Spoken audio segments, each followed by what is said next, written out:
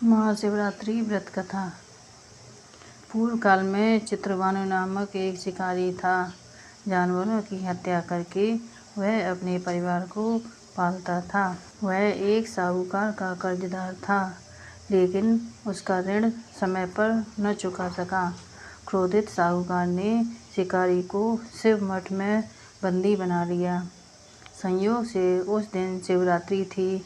शिकारी ध्यानमग्न होकर शिव संबंधी धार्मिक बातें सुनता रहा। चतुर्दशी को उसने शिवरात्रि व्रत की कथा भी सुनी।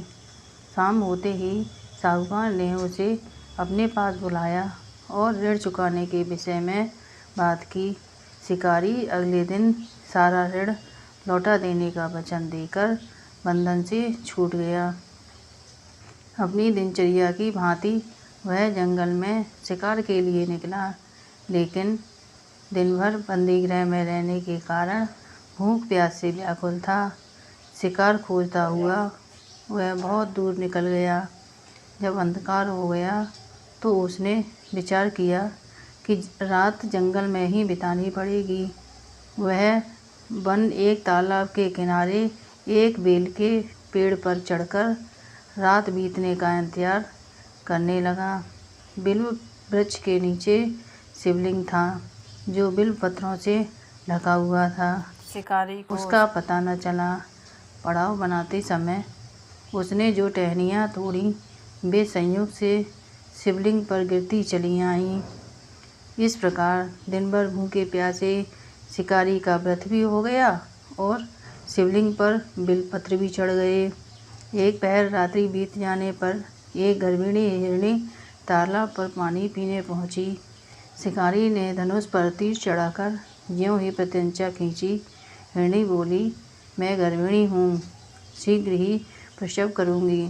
तुम एक साथ दो जीवों की हत्या करोगे, जो ठीक नहीं है। मैं बच्चे को जन्म देकर शीघ्र ही तुम्हारे समक्ष प्रस्तुत हो जाऊँगी, तब मार लेना।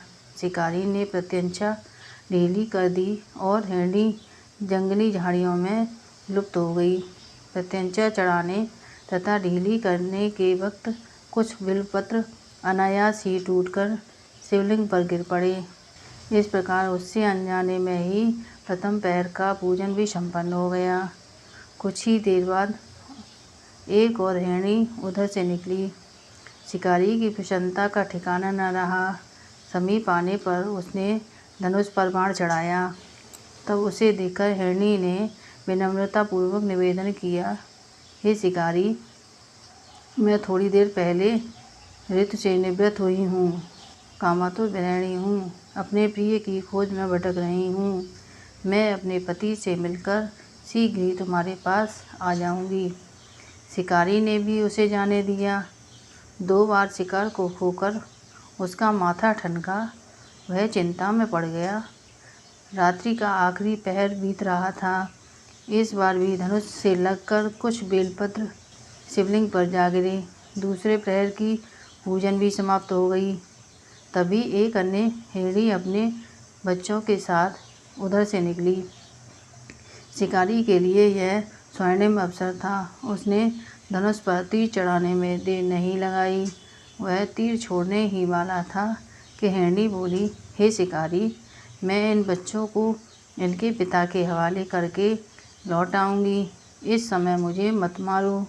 शिकारी हंसा और बोला, सामने आए शिकार को छोड़ दूँ? मैं ऐसा मूर्ख नहीं।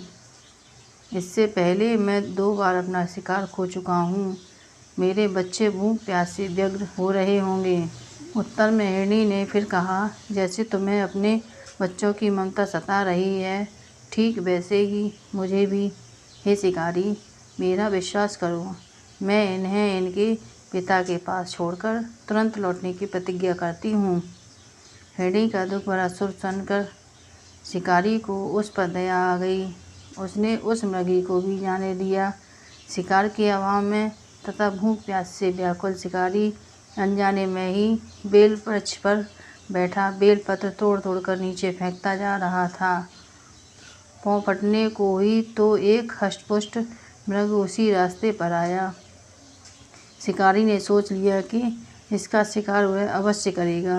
शिकारी की तनी प्रत्यंचा देखकर मृग विनती स्वर में बोला, हे शिकारी, यदि तुमने मुझसे पूर्व आने वाली 3 मृगियों तथा छोटे छोटे बच्चों को मार डाला है तो मुझे भी मारने में विलम्ब न करो, ताकि मुझे उनके वियोग में एक क्षण भी दुख न सहना पड़े।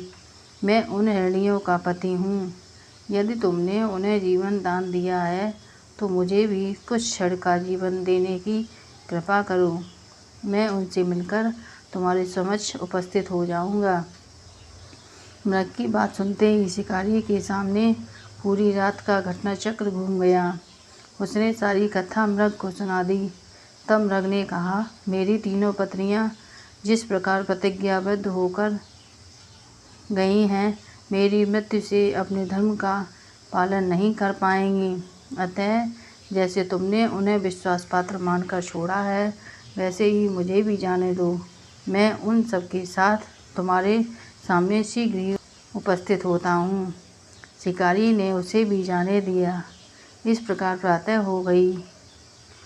उपवास, रात्रि जागरण तथा शिवलिंग पर बेलपत्र चढ़ने से अनजाने में ही पर शिवरात्रि की पूजा पूर्ण हो गई।